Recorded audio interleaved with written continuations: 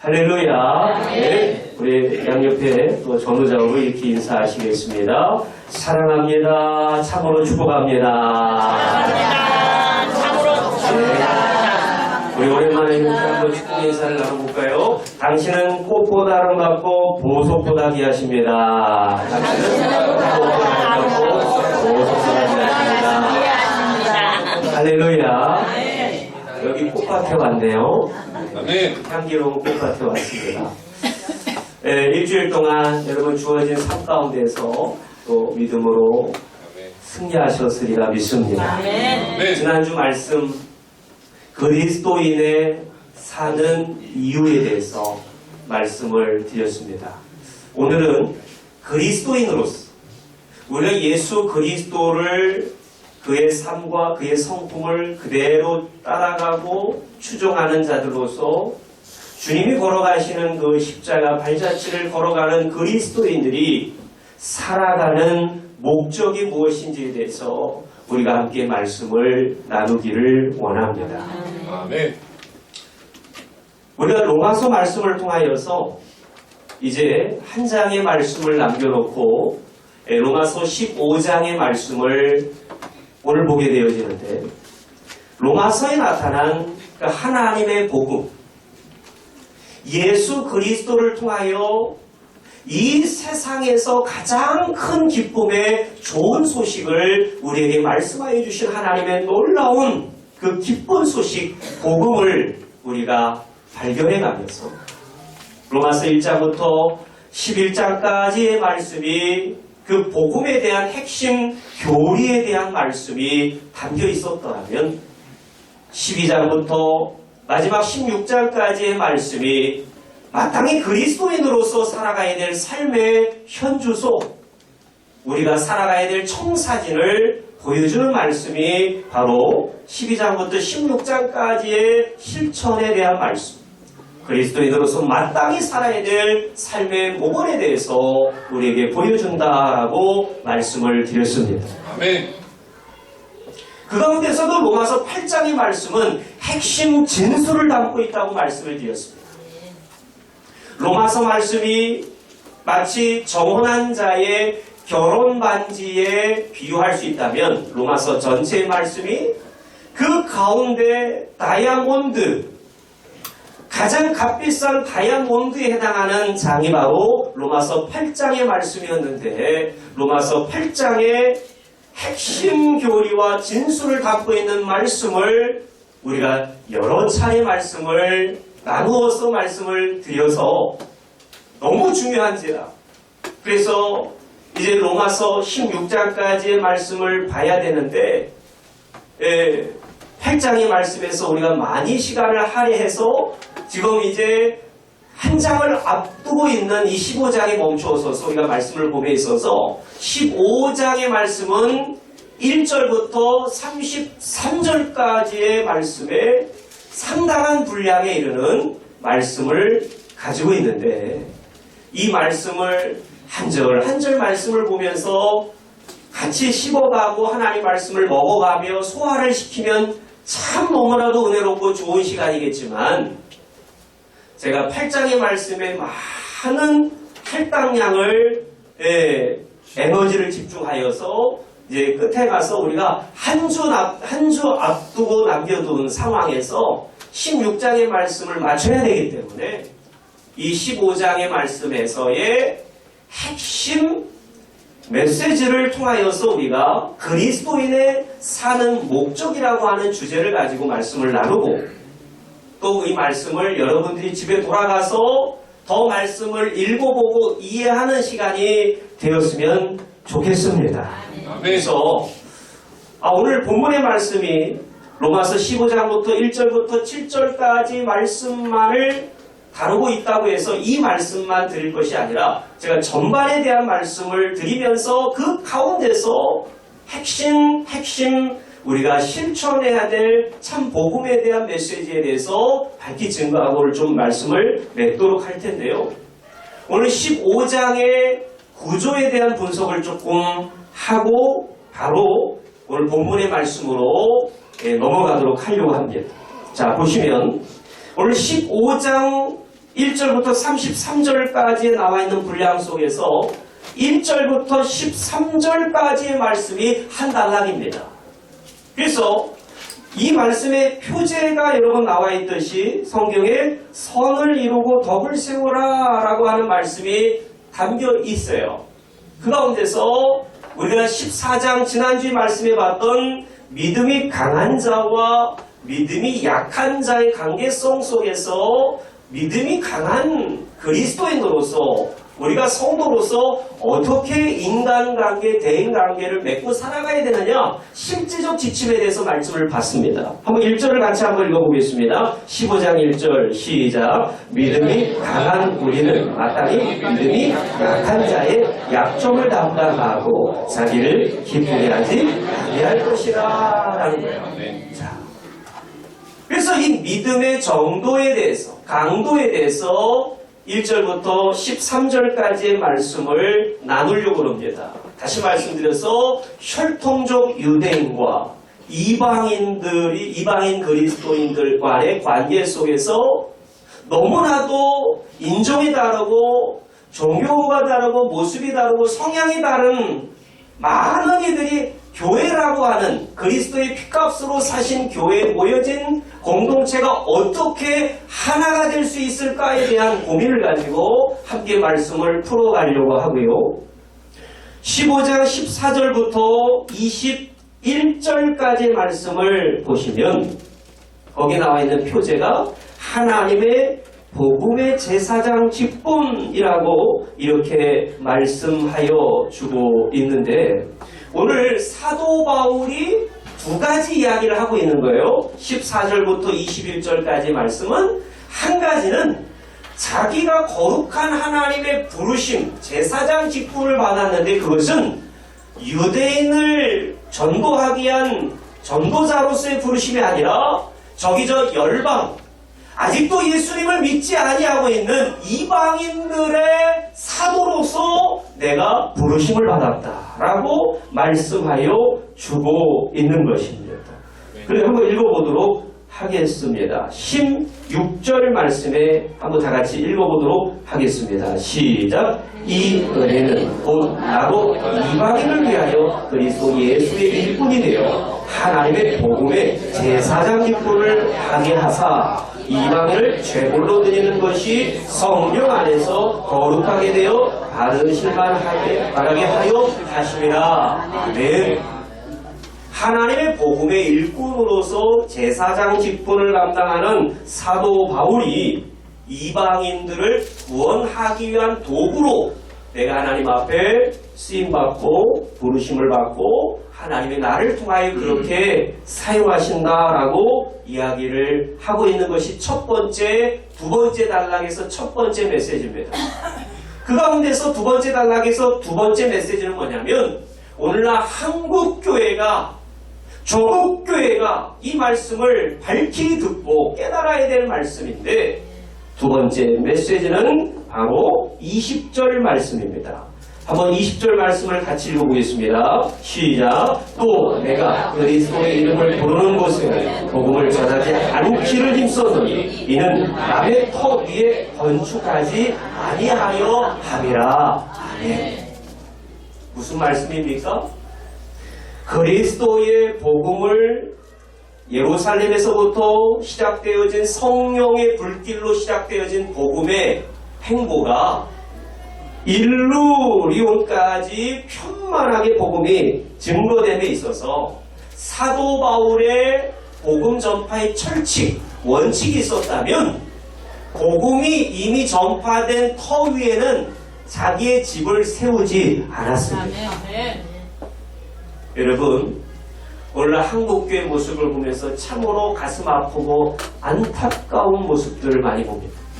그 가운데 하나가 있다면 목회적인 욕심과 목회적인 어떤 하나님의 성령의 급하게 부르신 은혜로 말미암아 나름대로 주를 위하여서라고 얘기하지만 한 지역 안에서 너무나도 많은 교회들이 이권을 다투듯이 암투를 쓰고 서로 간에 나는 차별화 전략을 통해서 우리 교회는 높아지고 다른 교회는 낮아지고 어떤 이 보이지 않는 경쟁적 심리와 비판의식들이 생겨지며 많은 교회들이 교회가 있음에도 불구하고 복음이 편만하게 그 교회를 통하여 하나님이 역사하심에도 불구하고 교회들이 또 들어서고 또 들어서는 이러한 모습들을 보면서 참 우리는 향방 없이 참으로 목적 없이 하나님이 원하시는 뜻이 무엇인지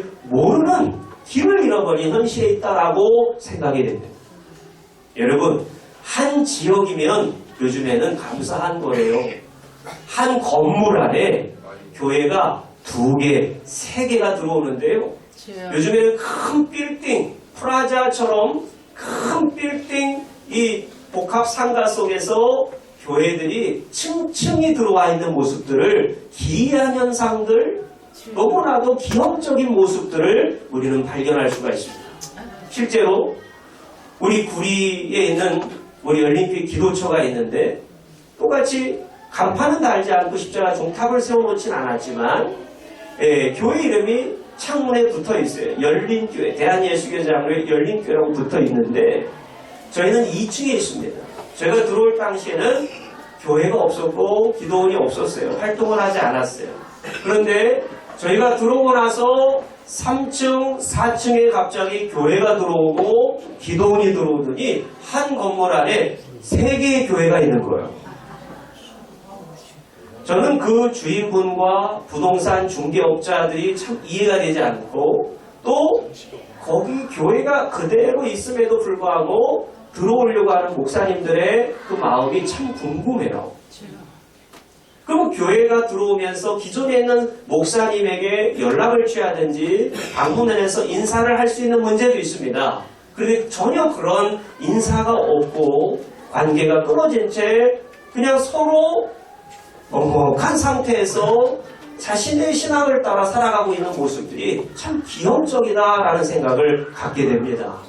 사랑하는 성도 여러분들이시요, 우리는 다시 한번 경각심을 가지고 이 땅에 교회가 세워지고 참 교회가 세워지고 많이 교회들이 세워지는 건 너무 감사한 일이지만 다시 한번 생각해 봐야 될 것이 혹시나 우리 교회를 통하여 상처받은 교회, 상처받은 목사님은 없는지를 우리는 돌아보며 또 반대적으로 대형 교회를 다니고 큰 유명한 교회 목사님으로부터 신앙을 하고 교회 생활 하시는 분들이 우월주의에 서서 나는 이런 큰 교회를 다니니까 어떤 교회 우월주의, 교단 우월주의를 가지고 그 밑에 작은 교회, 개척교회를 무시하고 지탄하고 낮게 보는 이러한 마음들이 전혀 예수님과 관련이 없는 그리스도의 향기 나지 않는 기형적 교회의 모습이다 생각이 되어집니다. 그래서 다시 한번 우리는 이러한 말씀에 경각심을 가지고 사도 바울이 2번째 단락, 2번째 원칙을 철칙 삼아서 남의 터 위에 교회를 내가 복음을 전하지 않기로 작정한 사도 바울의 마음을 따라 우리가 그 마음으로 교회가 성장해가고 교회가 부흥케 되어지는 역사가 나타나야 될 줄로 믿습니다.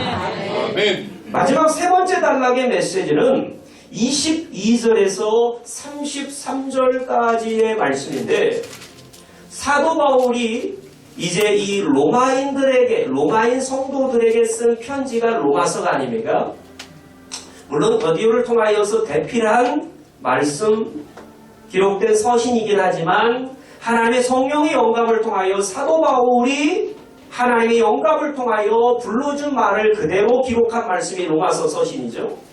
이제 로마서를 마무리함에 있어서 이 편지를 끝맺음함에 있어서의 분위기를 보여주고 있어요. 그래서 그 표지에 보시면 바울의 로마 방문 계획에 대해서 말씀하고 있어요. 그래서 사도 바울이 여러 차례 너에게 가고자 하는 마음이 있었다라고 얘기를 합니다. 22절 말씀이 그렇습니다. 그러므로 또한 내가 너희에게 가려 하던 것이 여러 번 막혔어요. 하나님께서 자꾸 로마에 방문하고 거기에 복음을 전하려고 했는데 하나님의 성령께서 또 많은 다양한 환경과 일들과 사건이 겹쳐서 자꾸 하나님이 지체하게 하셨어요. 그런데 이제는 사도 바울이 포부를 갖고 다짐을 하는 겁니다. 내가 너희들에게 가기를 원한다. 어떤 일을 맞춰놓고 가야 되는데 그 어떠한 일이 바로 예루살렘 교회를 연보하고 구제하고 돕고 나서 내가 너희들에게 가겠다라고 이야기하는 말씀들이 여기에 담겨 있습니다. 자, 한번 보시면 25절, 26절 말씀 두 절을 한번 읽어보고 세 번째 단락 마치도록 하겠습니다. 한번 읽어보겠습니다. 시작. 그러나 이제는 내가 성도를 섬기는 일로 예루살렘에 가보니 이는 마게도냐와 아가야 사람들이 예루살렘 성도 중 가난한 자들을 위하여 기쁘게 얼마를 연보하였습니다. 아멘. 쉽게 얘기해서 이 아가야와 이 마케도니아는 바로 유럽 지역에 살아가는 많은 교회와 성도들을 일컫습니다.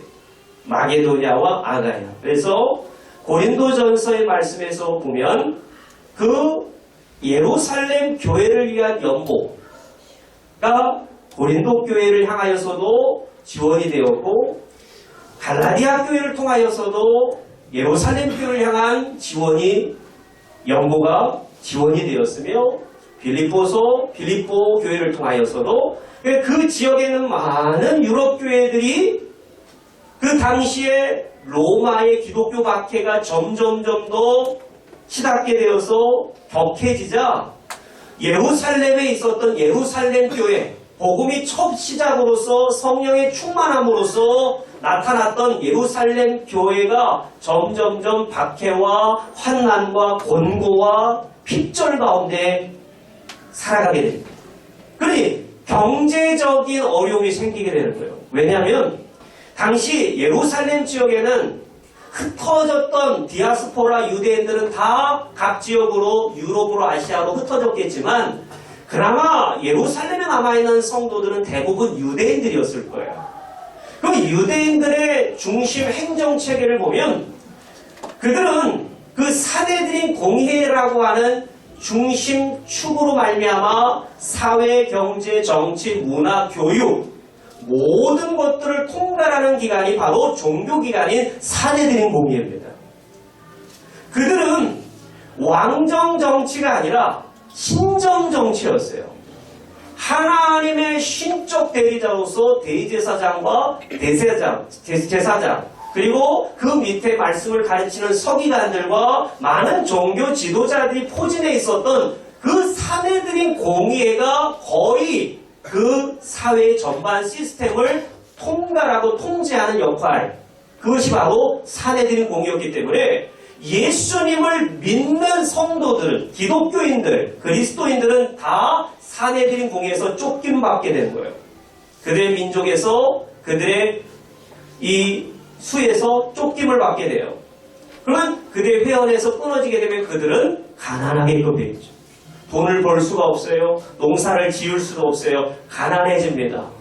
그래서 오늘 예루살렘의 엄청난 가난과 핍절을 많은 흩어졌던 교회들, 디아스포라 성도들이 듣고 우리가 함께 우리에게 영적인 공급을 하였던 예루살렘 교회를 돕자. 우리가 무관심할 것이 아니라 우리에게 복음의 영향력, 선한 영향력을 끼친 교회를 향하여 우리가 지원하자. 할렐루야.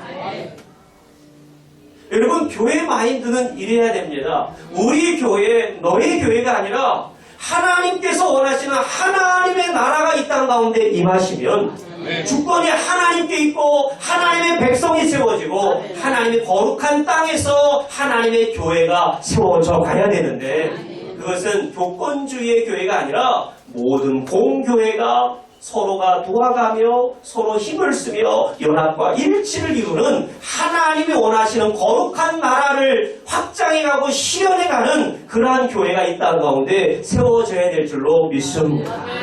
사도 바울은 그걸 간절하게 로마서 말씀을 15장을 끝으로 이들에게 평강의 하나님께서 너희 모든 사람과 함께 하시기를 원한다라고 하는 기도와 함께 아멘. 하나님께서 함께 하시기를 원하는 마음을 담아서 이들에게 편지의 글을 쓰고 있었던 것입니다. 그렇다면 여러분, 오늘 이제 15장 말씀을 다 봤습니다. 그 15장 말씀 가운데서 중심이 되는 메시지가 있다라는 거죠. 다 중요한 말씀입니다. 그렇지만 오늘 우리가 14장과 15장을 통하여 말씀을 보려고 하는 말씀이 어떤 말씀입니까? 믿음이 강한 자와 그리고 믿음이 약한 자의 관계성 속에서 어떻게 하나님께서 영광을 받으시는가라는 것에 대해서 말씀을 보기를 원하는 거예요. 로마의 교회에도 문제가 생긴 거예요. 여러분, 교회 안에서는요, 믿음이 강한 자가 있고 믿음이 약한 자들이 있기 마련입니다.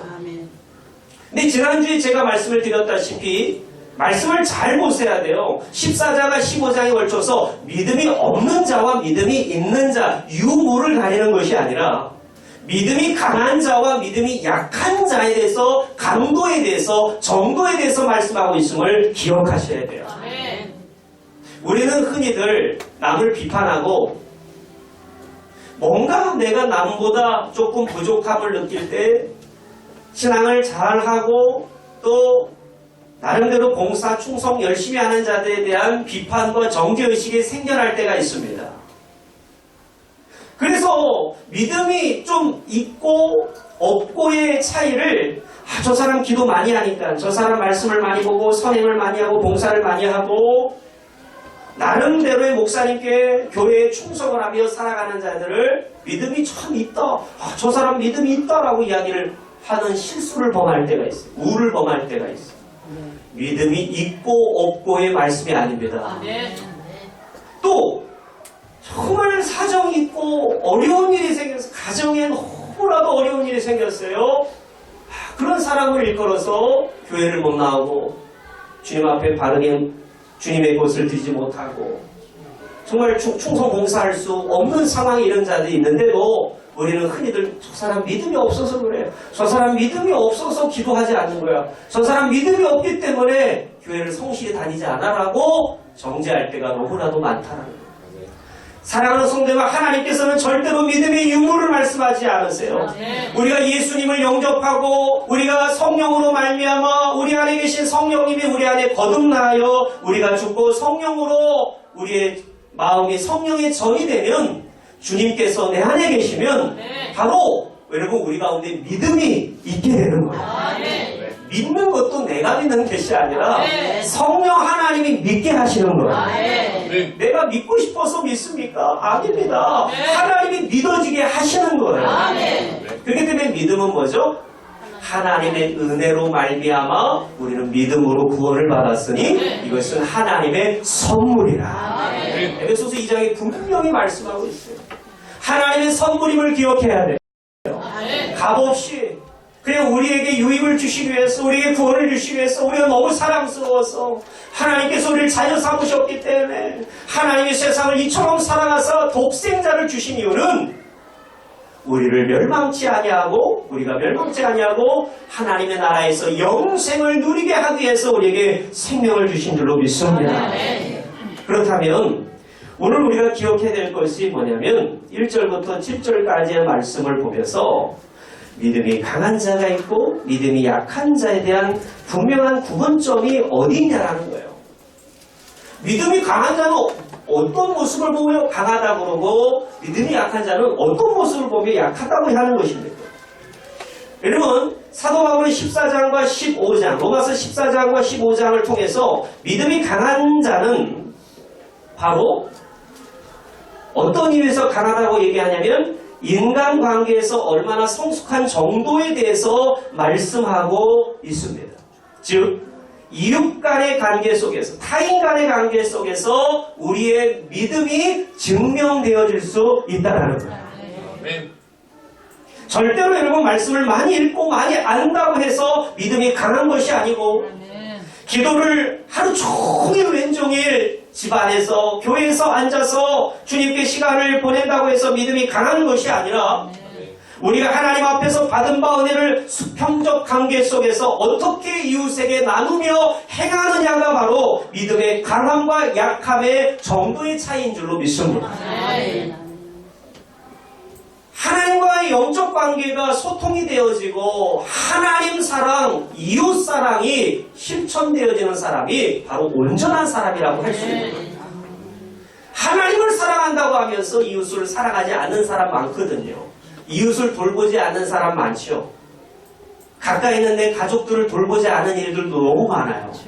사랑하는 내 아내, 내 남편, 내 자녀들을 돌보지 않은 이들이 너무너무나 많아요. 그리스도인에도 불구하고 말씀을 온전히 깨닫지 못하였기 때문에 사랑하는 성도님, 오늘날 깨어지는 가정 속에서 우리가 이 말씀을 바로 듣고 깨달아서 온전한 믿음의 가정으로 하나님이 기뻐하시는 교회 공동체로 세워지기를 주님의 이름으로 축원을 드리겠습니다. 네. 여러분, 형제들을 비판하지 않고 포용하고 있습니까? 여러분들이 형제들을 비판하지 않고 그 비판을 이제 묻어내고 그 사람을 포용으로 품고 있습니까? 그를 믿음이 강한 사람이라고 이야기합니다. 남의 잘못을 버젓이 누가 봐도 이것은 객관적으로 잘못된 사실이에요. 그런데 그 잘못을 덮고 용서하는 긍휼의 마음이 내 안에 있습니까? 그 사람이 믿음이 강한 사람입니다. 자신을 뽐내고 드러내고 자신의 것을 알아봐달라고 나의 기쁨을, 나의 유익을 위하여 삶을 살아가는 자들은 믿음이 너무나도 어린아이같이 약한 사람. 젖먹이 어린아이의 수준. 믿음이 강한 자들이 우리 모두가 되어야 될 줄로 믿습니다. 오늘 본문 1절의 말씀에 믿음이 강한 우리는 여기 중요한 단어가 있어요. 마땅히 믿음이 약한 자의 약점을 담당해야 된다고 말씀하고 있는데 오늘 1절 말씀에 중요한 단어 혹시 펜 쓰신 분들은 동그라미를 치셔야 할 단어가 있습니다. 마땅히. 따라해 주셔서 감사해요. 뭐 따라해 주시겠습니까? 마땅히. 예. 이 마땅히가요. 헬라어로 오페일로벤이라고 하는 건데 우리가 영어로 이야기하면 should, would, 뭐 이런 권면이나 권고가 아닌 must라고 하는 해야만 한다라고 번역하고 있어요. 해야만 한다. 더 쉽게 설명을 드리면 이것은 채무 관계에서 빚을 진 사람이 빚을 갚아야 되는데 마음의 빚을 지고 실제적인 물질의 빚을 진 사람이 마땅히 빚을 갚아야 될 의무를 이야기해 주고 있습니다. 여러분, 우리가 믿음이 강해졌다고요? 우리가 남을 포용할 수 있게 되고 남을 사랑할 수 있게 되었다고요? 거기서 그쳐지는 것이 아닙니다. 믿음이 강해진 사람은 마땅히 빚진 자의 마음을 갖고 믿음이 약한 자들을 돌아보고 품는 마음이 돼야 되는 거예요. 우리 가족 중에 내 자녀들이나 내 가족 친지 중에 믿음이 약한 자도 있습니까? 여러분, 버려두고 무관심하고 무시하면 안 됩니다. 정말 내가 그리스도인이라면 그 영혼들도 세워가고 함께 기도해가며 그분에게 말씀과 복음을 전해서 함께 세워지는 은혜가 있어야 되는 거예요. 그게 우리의 빚입니다. 빚진 자입니다. 그렇기 때문에 성경은 말씀합니다. 믿음이 강한 우리는 믿음이 약한 자의 약점을 포용하라는 것입니다. 왜 여러분 믿음이 강한 자는 믿음이 약한 자를 포용해야 되느냐? 그 이유는 3절에 그 정확하게 이유를 말씀하고 있습니다. 15장 3절 읽어보겠습니다. 시작. 그리스도께서 자기를 기쁘게 하지 아니하셨다니 기록된 바 주를 비방하는 자들의 비방이 내게 미쳤다 함과 같으니라. 아멘. 여러분, 그 이유가 뭐라고요? 마땅히 우리가 왜 믿음이 약한 자를 담당하고 자기 자신을 자랑하거나 자기 자신의 유익을 향해서 기뻐하지 말아야 됩니까? 우리 그리스도 예수 그리스도께서 자기를 위하여 기쁘게 하지 아니하셨기 때문에.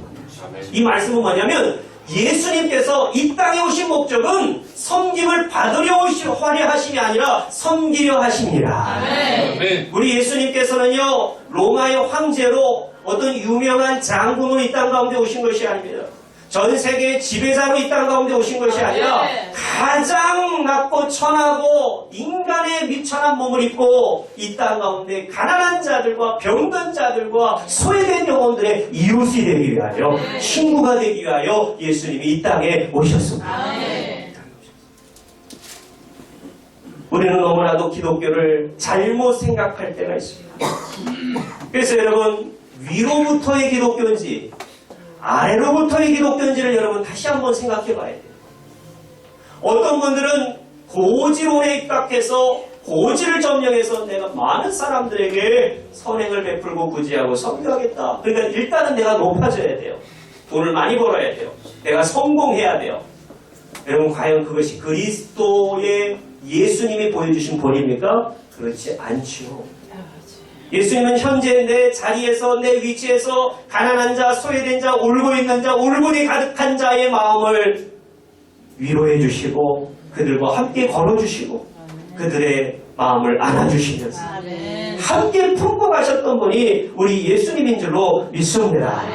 그렇기 때문에 마땅히 우리가 믿음이 약한 자들 품고 사랑해야 될 이유는 바로 우리 예수님이 본을 보이셨기 때문인 줄로 믿습니다. 여기 3절 말씀에 보시면 구약에 인용된 말씀이 있는데 시편 69편 9절 말씀이 인용이 되었습니다. 기록된 바 주를 비방하는 자들의 비방이 내게 미쳤다 함과 같으니라 라고 말씀하고 있어요. 오늘 이 시편 69편은요 고난의 시입니다. 고난의 시인데 그리스도의 순환과 그리스도를 박해하는 자들을 보응할 것에 대한 예언이 담겨있는 말씀이에요. 다시 말씀드려서 하나님을 향한 충성과 순종의 결과로 예수님께서는 비난과 모욕을 받아 죽임을 당하신다라는 거예요. 신성모독죄로 주님이 불법 재판을 통하여 처형을 당하시잖아요. 이렇듯 바울은 오늘 15장 3절 말씀을 인용하면서 오늘 말씀하면서 시편 69편 9절을 인용하면서 오늘 이 말씀을 보는 저와 여러분들에게 하나님을 위하여 일하겠다는 뜨거운 마음을 품고 그것을 실행하다 보면 사람들의 비난과 반대에 부딪혀서 많은 오해도 받고 중상모략도 받게 되지만 이때에 그리스도의 모범과 주님이 걸어가심을 따라서 끝까지 하나님을 기쁘시게 한다는 것을 깨닫게 하려고 말씀을 기록한 것이에요. 예수님을 믿고 나서 축복과 안녕과 평화가 아닙니다. 예수님을 믿고 나서 끊임없는 영적 전투와 전쟁과 끊임없는 환난과 고통이 우리에게 다가옵니다. 우리가 예수님을 믿고 나서 절대로 우리 가운데 앞에 펼쳐질 것은 성공이 아니고 영화가 아니고 우리 가운데 보여지는 그러한 모든 영예가 아니라 예수 그리스도의 십자가를 짊어지고 주님을 묵묵히 따라가야 되는 사명자로서의 삶이 우리 가운데 열려지게 되는 거예요. 아멘. 예수님 분명히 말씀하셨습니다. 요한복음 16장 33절 말씀에 이것을 너에게 이르는 것은 너희로 내 안에서 평안을 누리게 하려 함이라. 세상에는 너희가 환난을 당하나 담대하라. 내가 세상을 이기었노라. 아멘. 우리가 세상에서 환난을 당한대요. 그건 필연적인 거예요. 예수님 믿는 것 때문에 여러분 환난을 당한대요. 그런데 담대하랍니다. 하나님이 예수님이 십자가 산상에서 모든 것을 다 이기시고 이루신 줄로 믿습니다. 베드로전서 4장 12절 13절 이렇게 말씀합니다. 사랑하는 자들아 너희를 연단하려고 오는 불시험을 이상한 일 당하는 것 같이 이상히 여기지 말고 오히려 너희가 그리스도의 고난에 참여하는 것으로 즐거워하라. 아멘. 환난 당하는 것을 이상히 여기지 말라는 거예요.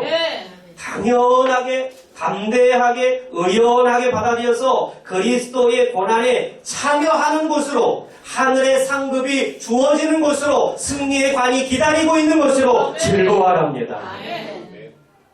마지막으로 히브리서 12장에도 7절에 8절에 이렇게 말씀합니다. 징계는 다 받는 것이거늘 너희에게 없으면 사생자요 친아들이 아니니라.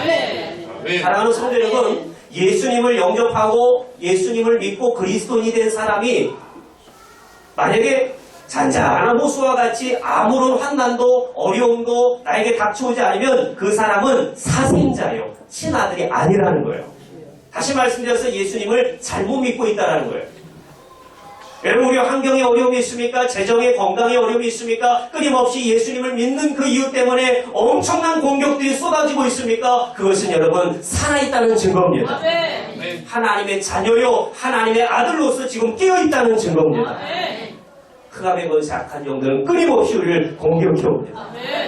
그렇기 때문에 여러분, 믿음에 굳게 서서 즐거움으로, 은연함으로, 믿음으로 승리하시기를 주님의 이름으로 부탁을 드리겠습니다. 오늘 이 말씀을 하면서 우리 그리스도인이 사는 목적 가운데서 분명히 가져야 될 태도에 대해서 말씀하고 있어요. 자, 우리가 먼저 갖춰야 될 기초는 2절 말씀에 있어요. 우리 각 사람이 이웃을 기쁘게 하되 뭘 가지고 해야 되냐면 선을 이루고 덕을 세우도록 할지어다. 여기 선과 덕에 대해서 여러분 우리가 알아야 됩니다. 여기 선을 이루고라고 하는 것은 인간의 내적 가치를 의미하는 거예요. 도덕적 목적을 나타내는 말입니다. 자신을 위함이 아니라 남을 생각하는 마음, 남을 생각하는 가치가 바로 선입니다. 선. 그러면 덕은 뭐냐면 그리스도인이 갖춰야 될 태도의 목적 가운데 태도가 덕인데, 두 번째는 이 덕을 세우도록 하는 얘기는 헬라어 말씀을 보면 집을 세우다라는 의미입니다. 덕을 세우다라고 하는 것입니다. 그래서 여기서 성도들 하여금 지혜와 사랑과 은혜와 거룩에 이르도록 믿음의 성장을 촉짓게 하는 행동을 가리키는데, 선은 내적 목적을 가지고 있지만 내적 목적이나 가치를 지향하는 반면에 뭡니까? 덕은 외적인 목적을 지향하는 거예요. 다시 말씀드려서 선은 내적 가치, 그리고 덕은 외적 가치에서 우리가 행동으로 보여줘야 될, 믿음으로 살아가야 될 외적 가치를 의미하여 주어 있는 겁니다. 그 기본이 바로 나의 유익이 아니라 다른 사람들의 유익과 기쁘게 하기 위하여 선과 덕을 갖춰야 된다. 한번 따라해 봅시다. 선과 덕을 갖추자. 할렐루야. 선과 덕을 갖춰야 돼요. 온유함 가운데서 강함이, 또 하나님의 그 말씀 가운데서의 아름다운 덕들이 우리 가운데 흘러나와야 됩니다. 여러분, 오늘 이러한 선과 덕을 가진 그리스도인의 태도로서 살아가게 되면 우리가 이제 바라봐야 될 목적지가 분명히 있어요. 그것은 바로 하나님의 나라고 그리스도로 말미암아 성화되어지는 삶이죠. 성화와 영화의 단계에 이르게 되는데, 그 단계를 이루기 위해서는 소망을 품는 거예요. 소망이 우리의 목적지란 말이에요. 자, 4절과 5절이 그걸 말하고 있는 거예요. 소망에 대해서 말씀합니다. 보십시오. 무엇이든지 전에 기록된 바는 우리의 교훈을 위하여 기록된 것이니 우리로 하여금 뭐가 있냐면 인내로 또는 성경의 위로로 소망을 가지게 하려 함이니라 그랬어요. 뭐와 뭐요? 인내와 위로. 그리스도인이 갖춰야 될 분명한 두 번째 태도는 인내와 위로의 자세가 있어요.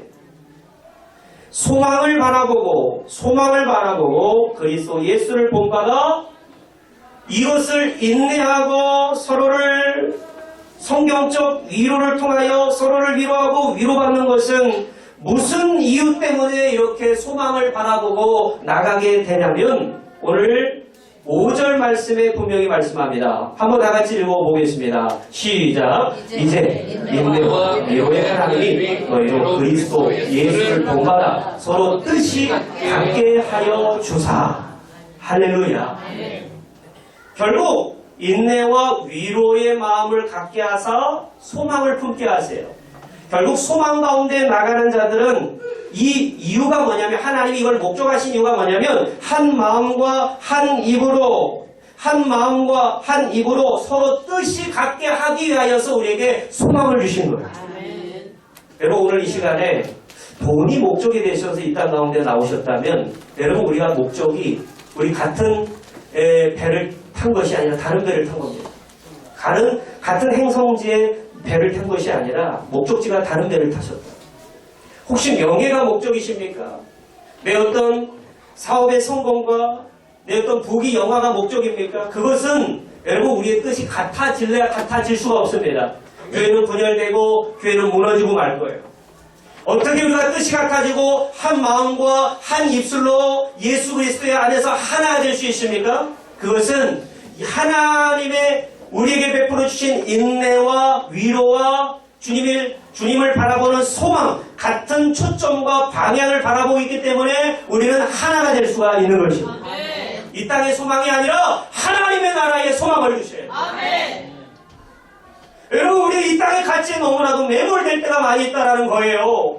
하나님의 나라의 소망이 있고 그 나라의 하나님 나라에 우리의 본향이 있음을 믿어야 됩니다.